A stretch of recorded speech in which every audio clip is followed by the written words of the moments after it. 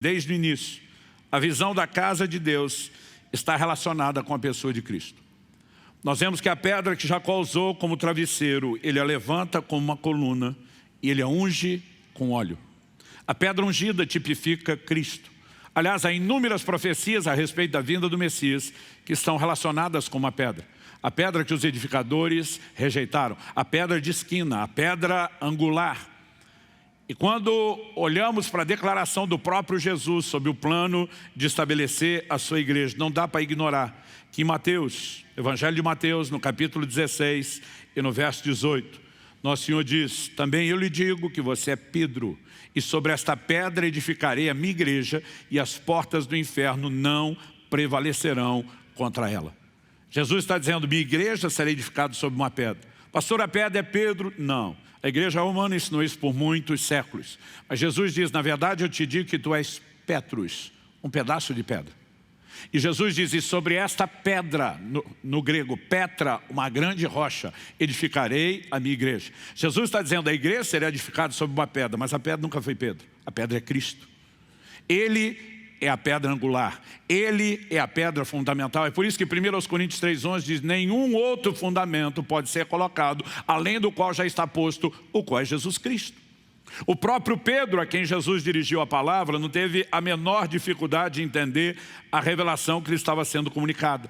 Em 1 de Pedro, no capítulo 2, nos versos 4 e 5, ele diz: chegando-se a ele, a pedra viva, ou dependendo da outra versão, a pedra que vive, rejeitada assim pelos homens, mas para com Deus eleita e preciosa. Também vocês, como pedras vivas, como pedras que vivem, ou seja, feita do mesmo material que ele diz: chegando-se a ele como pedras que vivem, são edificados casa espiritual. Diga comigo: casa espiritual. Porque Deus nos edifica como casa. Ele é a pedra fundamental, nós somos pedras. Imagine no lugar de pedras aqui o conceito de tijolos, que é isso que ele está imaginando, sendo edificados sobre ele, uns sobre os outros, tendo ele como fundamento. Nós estamos sendo edificados sobre Cristo como uma casa. Com qual propósito? Para, aqui o indicativo de propósito, para serem sacerdócio santo, a fim de oferecerem sacrifícios espirituais agradáveis a Deus por meio de Jesus Cristo. Quando nós olhamos o conceito de casa de Deus, obviamente tudo começa a partir da pedra que é Cristo.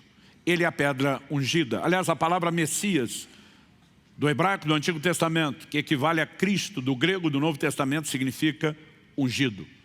Ele é o fundamento da casa de Deus. E talvez seja por isso que Nosso Senhor faz uma afirmação em João capítulo 1, que nós não podemos deixar fora dessa equação. A partir do verso 45 nós lemos: Filipe encontrou Natanael e lhe disse: achamos aquele de quem Moisés escreveu na lei e a quem se referiram os profetas, Jesus, o Nazareno, filho de José.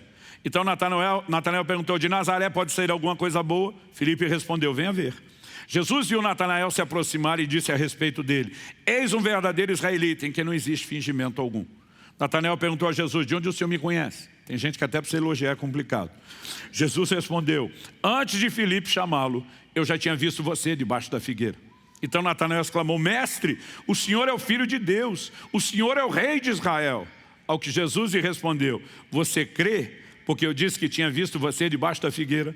Pois você verá coisas maiores do que essa. Guarde isso: você verá coisas maiores do que essa. A igreja é estabelecida e fundamentada num ambiente de manifestações sobrenaturais. Deus está tentando chamar a nossa atenção para um lugar, para uma dimensão, onde nós precisamos entrar e viver coisas maiores do que aquelas que nós já vivemos. E acrescentou, então uma coisa está ligada à outra. O que ele acrescentou? em verdade lhes digo, que vocês verão os céus abertos e os anjos de Deus subindo e descendo sobre o Filho do Homem.